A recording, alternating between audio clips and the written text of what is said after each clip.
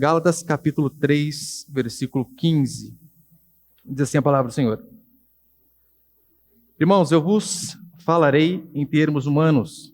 Embora feito por um homem, ninguém anula um testamento já validado, nem acrescenta coisa alguma.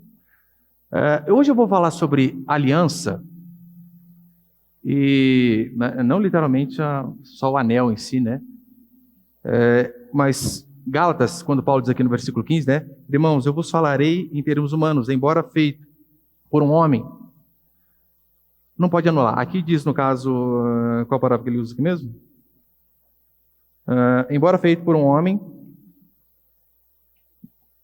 ninguém anula um testamento já validado. Em algumas versões da revista atualizada diz aliança, que para mim é melhor, né? Mas o que eu vou falar aqui é de suma importância, por quê? Se eu e você, se você especificamente, decide dar ouvidos à palavra do Senhor, levar à risca a obediência, você é o mais beneficiado, com certeza. Ser fiel a Deus faz com que nós sejamos os mais beneficiados. Só que junto a isso, vem também o benefício às pessoas que estão ao nosso redor. A nossa fidelidade abençoa, com certeza, filhos, marido que não é crente, a esposa que não é crente, as pessoas que estão ao nosso redor, porque é isso que a Escritura diz.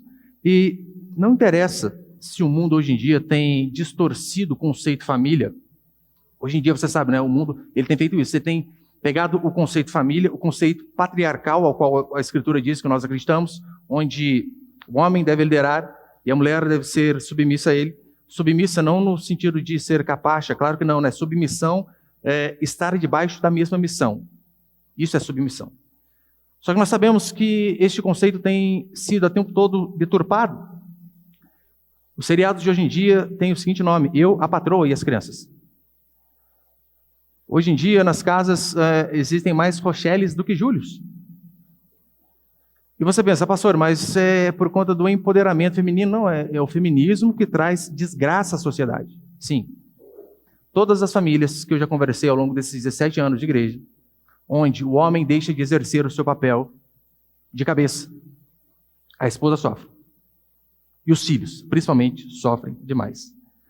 Não interessa se eles querem mudar a Constituição, querendo tirar os pais ali da certidão de nascimento. Sabia que eles querem fazer isso? É criador? Qual que é o nome que eles usam mesmo? É cuidador, né? Criador de bicho, gente, perdão, né? Cuidador. Não vai ter mais lá filiação, pai e mãe. Não, é cuidadora, quem cuida de você. Não interessa. Essa luta já é antiga. Karl Marx já tinha o objetivo da abolição da propriedade privada e da família. Porque ele sabe, a fé cristã, ela, sim, fala muito da questão de família e propriedade privada. Então, é isso que eles querem o tempo todo. O Salmo 1, ele vai dizer que quando nós somos edificados pela palavra do Senhor, né, quando nós não nos detemos no caminho dos pecadores, na roda dos escarnecedores, frutos bons serão seguidos em nossas vidas. E se eu e você levarmos a sério a palavra do Senhor, como diz aqui Gálatas 3,15, principalmente essa questão de aliança, do compromisso, de até que a morte o separe, além da bênção de Deus ser sobre nossas vidas, aqueles que estão ao nosso redor também são abençoados. Mas para isso você primeiro precisa entender o seguinte, aqui acho que a maioria é casado, né? Mas alguns ainda não. Se você já é casado ou se você já vai casar, você tem que pensar da seguinte maneira: qual é a base do seu casamento? Qual é a base do seu compromisso? A base do seu casamento é uma paixão, aquele fogo, né, que arde e que dura pouco? Ou é o compromisso que você fez no altar de que você seguiria até o final, até que a morte separe? Se você baseia o seu casamento no sentimento momentâneo, e paixão é bom, irmãos, claro que é, quem já foi apaixonado aqui sabe o que é, né? Você esquece tudo, tudo. Tudo que seus pais falaram para você a vida inteira, você esquece. Paixão cega. Só que no dia da crise, o que vai sustentar o meu e o seu casamento não é a paixão. É o compromisso. É o compromisso de que você deu a palavra diante de uma pessoa, diante de testemunhas e diante de Deus, de que você levaria isso até o final. Oséias capítulo 4, versículo 6 vai dizer que meu povo perece por falta de conhecimento, conhecimento claro da Escritura. E muitas pessoas, por não terem entendido a seriedade que é o compromisso de casar, estão fazendo igual muitos artistas, casam, descasam, casam, descasam, casam, descasam. Parece uma mulher samaritana. Mas o que a Bíblia diz que é aliança? A aliança ela é um acordo, ela é um compromisso entre partes que se comprometem a honrar aquilo que eles falaram. Isso é aliança. É isso que Deus fez comigo e com você, quando Ele fez uma aliança com a gente. É isso que nós fazemos quando compramos um imóvel, por exemplo. Fechamos uma locação ou venda, qualquer coisa seja. Compromisso. Agora, eu sei que muitos chegam à igreja com a vida toda torta, e falar desse tema aqui pode ser um pouco mais espinhoso, porque eu conheço todos os irmãos aqui da igreja. Eu sei quem já casou de novo. Eu sei os problemas que deram, eu sei as vidas, né, o passado que teve, a maioria eu conheço. Mas o que eu vou falar aqui não é para você ficar acusado, mas para você saber que sim, em Cristo Jesus, ainda tem essa possibilidade de fazermos o que é certo daquele momento em diante. Passado, infelizmente, todos nós temos um passado. E a maioria é um passado negro, nebuloso.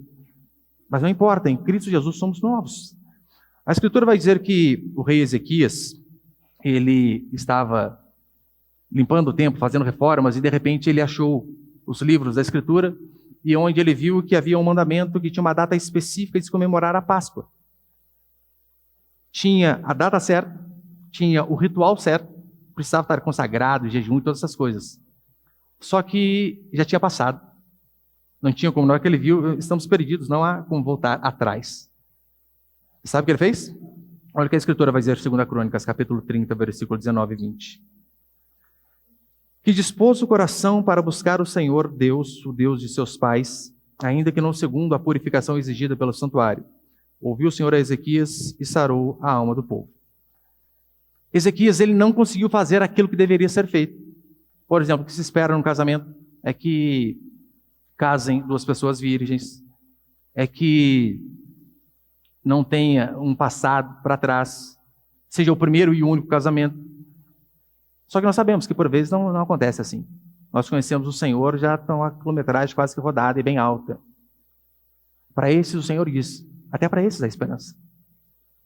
Ezequias começou a fazer aquilo que era correto, dali em diante. No Antigo Testamento, a aliança era selada com sangue, lembra? Tinha a circuncisão, que era ali o corte do prepúcio do membro masculino, mas também a Escritura diz que o Senhor, ele fazia aliança mediante o sangue de animais, que era apenas um símbolo de Cristo. E indo um pouco mais para trás aí, os mais antigos talvez que devem lembrar, pelo menos na época do meu avô era assim, tempo que os homens eram tudo bigodudo, hoje não tem mais, né? Aquele bigodão quase dando uma volta assim. Então, quando você dava uma palavra para alguém, você arrancava um pelinho do bigode assim, ó, e punha na mesa. Vou fazer. Essa era a palavra que você dava. Hoje em dia, o que eu e você precisamos fazer é lembrar do que diz Mateus capítulo 5, versículo 37. Seja o seu sim, sim, seu não, não. O que passar disso vem do maligno. Disse sim no altar até que a morte separe, não até que a celulite separe. Até que uma incapacidade física separe. Até que a morte o separe. Tiago 5, 12 vai dizer que seja o seu sim, sim, seu não, não, para não cair em juízo. Então, ter palavra é importantíssimo. O contrato é a mesma coisa, como eu disse. E o compromisso de um casamento, meu irmão, é muito sério. Mas muito sério. Se eu e você entendermos o prejuízo que nós podemos trazer mediante a quebra de uma aliança, nossa, o prejuízo que podemos trazer para a nossa vida e para as outras pessoas também, nós teríamos muito mais temor a Deus, com toda certeza. Deus, ele instituiu o casamento, e em Mateus capítulo 19, vai dizer que Deus ajuntou, não separe o homem. Então é porque o casamento, ele, de fato, ele deve durar até o fim. Eu tenho um exemplo na minha casa, de fato, os meus pais foram até esse período, 42 anos de casamento, até que a morte os separou. E eu vejo que hoje em dia é difícil, claro que é. Mas é apenas a obrigação de todos nós. Fidelidade àquilo que nós nos comprometemos. Eu quero passar apenas 2 princípios em relação a isso aqui. Põe o primeiro, por favor.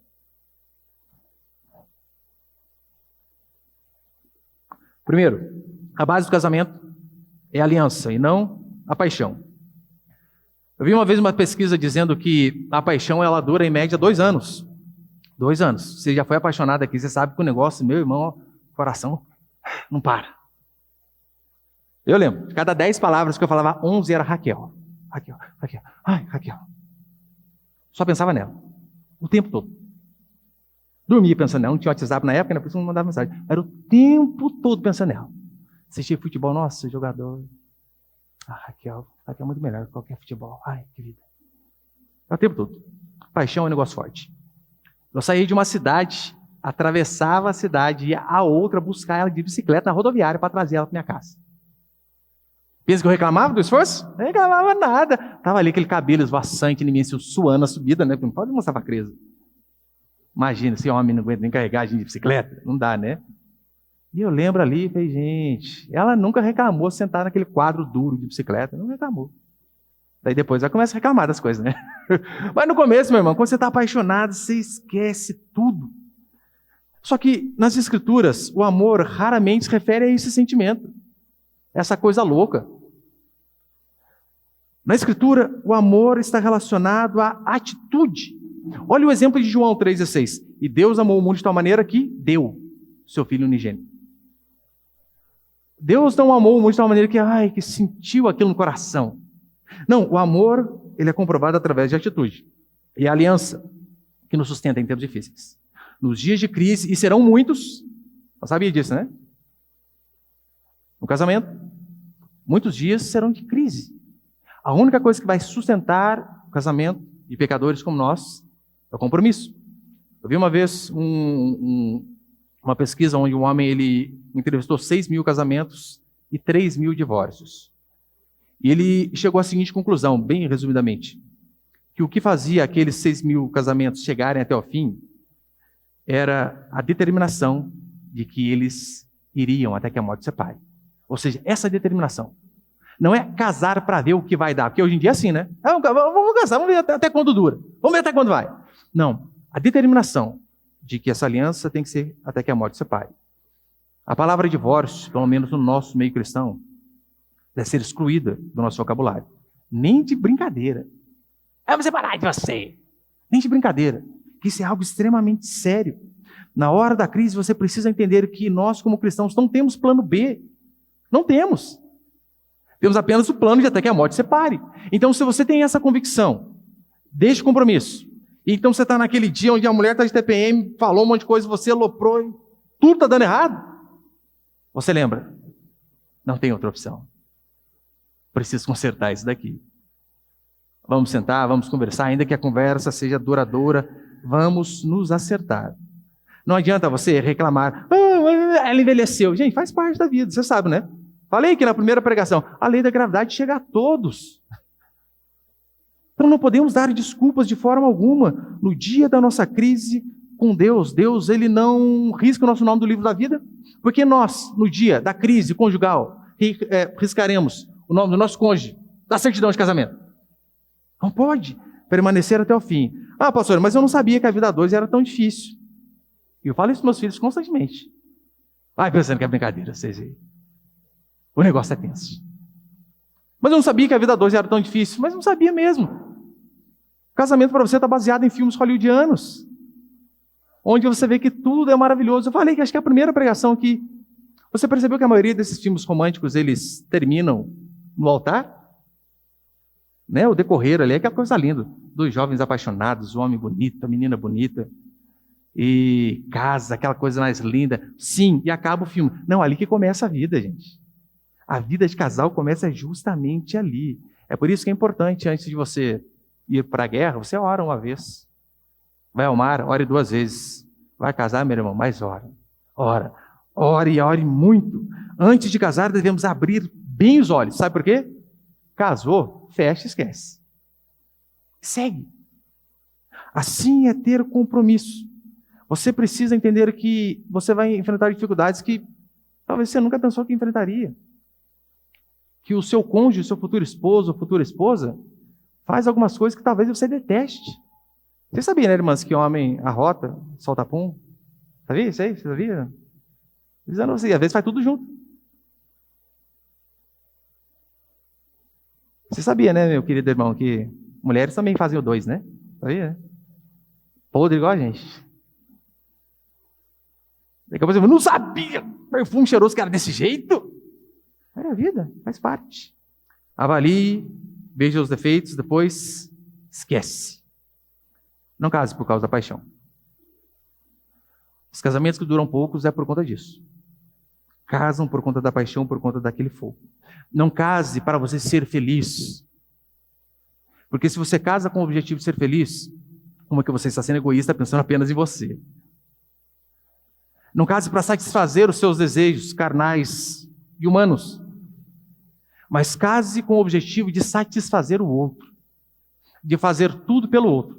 De se empenhar e dar o melhor pelo outro. Se você casa com essa motivação, dificilmente, quando não haver reconhecimento do outro lado, você vai ficar chateado.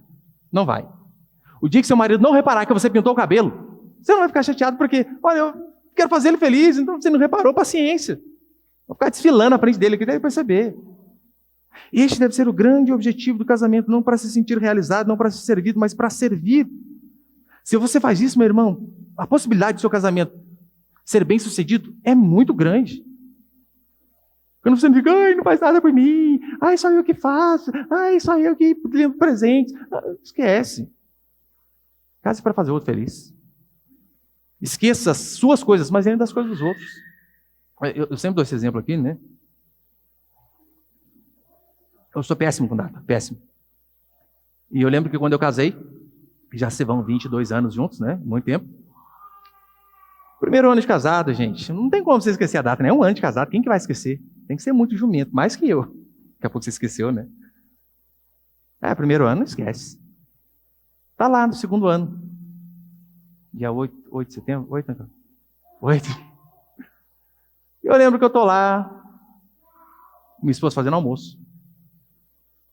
E o Edivaldo terminando a obra que estava fazendo na igreja, era o último dia da obra. E, gente, o irmão é uma benção. A gente precisa ter essa questão de honrar os irmãos também, né? Eu lembro que na hora do almoço, eu fui à igreja. Nossa, outra igreja. Aí, Edivaldo, entra no carro. Pastor, estou todo sujento, vou te levar num lugar. Levei numa churrascaria maravilhosa. Falei para ele, come tudo que o seu estômago aguentar. Come. Comemos. Daí estamos indo embora, né? Até triste de tanto comer. Daí vem aquele negócio na minha cabeça. Né? Que dia que é hoje? Puxa, tem alguma coisa nesse dia. Mas na hora que eu lembrei que era aniversário de casamento, eu levei o pedreiro para comer fora. Gente, minha esposa com o almoço pronto, eu não estava entendendo. Ela fazia todas aquelas coisas, né? Almoço, tá? Eu falei, gente, acabou, deu só 2 anos, não passa de hoje. Graças a Deus, a minha esposa é muito mais espiritual que eu. Depois eu levei uma caixinha de bombom para dar um miguezinho também, né? Claro, não, força ali, né? Mas muito mais espiritual que eu, não se importou, pelo menos até hoje. Tá comigo até hoje, né? Então acho que não se importou mesmo. É assim. Mas você está preocupado com o que o outro faz por você ou o que você faz pelo outro? O casamento é pensar no outro e não em nós. E segundo, põe ele, por favor. Segundo e último. Quebra da aliança implica em maldição. Eclesiastes 5:5 diz assim, melhor é que não votes do que votes e não cumpras. Ou seja, melhor é não fazer um compromisso do que fazer um compromisso e não cumprir. Jeremias, capítulo 34, versículo 18, o profeta diz assim, farei aos homens que transgredirem a minha aliança e não cumprirem as palavras da aliança que fizeram perante mim, como eles fizeram com o bezerro que dividiram em 2 partes, passando eles pelo meio das 2 porções. Aqui é Deus falando que quando ele faz aquela aliança com Moisés a respeito dos mandamentos, lembra? Ele manda Moisés pegar os animais, partir ao meio, e Moisés passa ali no meio daqueles animais. Abraão passa ali no meio. E então Deus diz assim, aqueles que não cumprirem com a aliança, eu vou fazer exatamente o que eu fiz com os animais. Que eles sejam rachados ao meio, se eles racharem o compromisso que fizeram. Sejam rachados ao meio. No casamento, quando uma aliança é desfeita, não é apenas um anel que é tirado do dedo. Não é. Não é apenas cada um vai para um canto e seja feliz. Quando uma aliança é desfeita, vidas sofrem, amigos sofrem, familiares sofrem. Se há filhos ainda, esses são os que mais sofrem. Ou você acha sinceramente que os filhos eles gostam de ir durante a semana na casa da mamãe, final de semana na casa do papai? Você acha que é isso que toda criança quer? Pode ter certeza que não. Você acha que é prazeroso para uma mãe falar: meu filho é separado? Minha filha é separada? Você acha? Não é prazeroso para ninguém. A maior causa de tristeza depois da morte de um filho, dizem que é o divórcio. Todos sofrem. Eu vi uma pesquisa uma vez dizendo que a maior causa de filhos que dão problemas na escola são filhos de pais divorciados. Porque não tem uma base familiar, tirando o risco de abuso. Imagina um casal onde a moça tem uma filha. Uma vez eu conversava com uma moça, ela tinha 2 filhas adolescentes. Tinha separado. E os motivos da separação, ela poderia casar de novo. Só que ainda assim eu falei para ela: querida, eu não aconselho. Não aconselho. Por quê? Vai colocar um homem dentro da sua casa com 2 filhas adolescentes? Ainda que seja um cristão genuíno, é risco. E ela, de fato, tinha se engraçado com um rapaz lá e descobriu que ele estava olhando a filha tomar banho. Sem vergonha. É um risco muito grande. Todo mundo sofre. A Escritura vai dizer que Saul ele quebrou a aliança com os gibeonitas. Você sabe o que acontece? Os seus descendentes sofreram. Toda quebra de aliança há sofrimento. Ah, pastor, mas eu não sou mais feliz ao lado dele. Esse é um argumento ridículo. É um argumento egoísta. Eu não sou mais feliz ao lado dele. Mas e a sua fidelidade fica onde? Deus ele está preocupado mais com a nossa fidelidade que com a nossa felicidade. A felicidade é... Não estou dizendo que nós não podemos orar para Deus abençoar sendo felizes. Claro que podemos. Ora, mas a felicidade é a consequência. O que Deus espera de mim e de você é fidelidade. Não importa o que aconteça. A sua fidelidade fica onde? Uma vez uma moça, acho que 4 anos de casamento, eu a visitava e o menininho dela estava dormindo assim, da idade do meu terceiro, uns 4, 5 anos, e ela dizendo assim: ah, pastor, eu não sou mais feliz ao lado dele.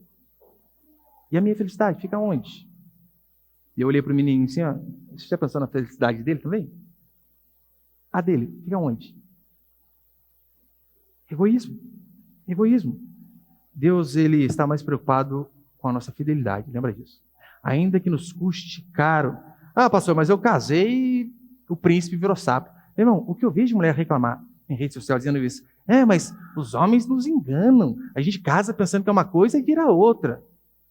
Ah, vocês são tão inocentes assim, né, irmãs? Pelo amor de Deus, né? Vocês são uma pureza em pessoa que não consegue ver um cafajeste, que não gosta de uma enxada. Eu sempre falo: ó, tá lá, rapazinho, bonitinho, cabelinho cheio de gel, se aproximando de você, mas não gosta da enxada, corre. Prefira o feinho lá, mas trabalhe, bem trabalhado, do que o bonitinho lá que não gosta de pôr a mão na enxada. Daí ignora essas coisas, ignora os pais. Às vezes os pais dizem: olha, esse rapaz não é uma boa pessoa, essa moça não é uma boa pessoa. Às vezes o pastor diz: olha, esse rapaz não é uma boa pessoa, essa moça não é uma boa pessoa. Às vezes a torcida do Flamengo diz: esse rapaz não é uma boa pessoa. Aí você faz o quê? Não, vai mudar, eu creio. E pá, se arrebenta. Onde foi que eu errei? Todo mundo falando. Agora, chupa essa manga, né? Como dizem hoje em dia. Aguenta. Ouça os mais velhos. Eu sempre digo: se tem alguém que quer o seu bem, sabe quem é? Pai e mãe. Ainda que eles não saibam nada de teologia. Ainda que eles não tenham nenhum ensino primário completo. Meu pai estudou até a 3ª série primária. Ainda que eles não saibam falar um português básico, é subir para cima, descer para baixo. Ouça-os. São as pessoas que mais se preocupam com você. São as pessoas que mais se importam com você.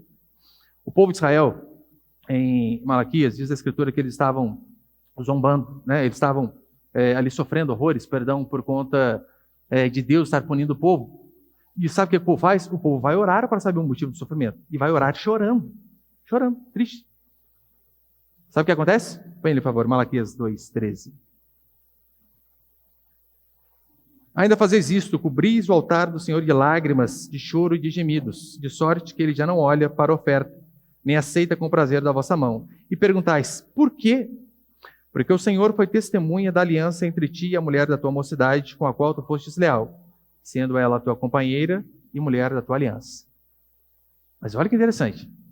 O povo buscando a Deus com lágrimas, choro, gemido. E ainda com oferta. Diz a Escritura que Deus não ouve. Qual o motivo? Foste infiel. Foste desleal. Até que a morte o separe, como eu disse, não é até que a celulite separe. Não é até que a doença o separe. Não é até que o Alzheimer o separe. Eu já vi alguns casos de Alzheimer, acho que tem, se eu não me engano, no livro Quando Pecadores Dizem Sim, cita um nome, acho que um exemplo lá de um rapaz, de um homem onde a sua esposa teve Alzheimer. E perguntaram para ele, mas como que é, né? Você tem uma esposa, não lembro o que aconteceu ontem? Ele disse, eu preciso reconquistá-la todo dia. Todo dia. Todo dia eu preciso reconquistá-la. Se você teimar em quebrar uma aliança, que você disse que seria até que a morte separe, Deus mata. Pode ter certeza. Não foi essa a sua palavra? Até que a morte separe? Deus mata. Claro que mata. O que Deus ajuntou não separe um homem, diz a Escritura. Só que eu sei que existem alguns casos de divórcio, e não é esse meu tema específico hoje.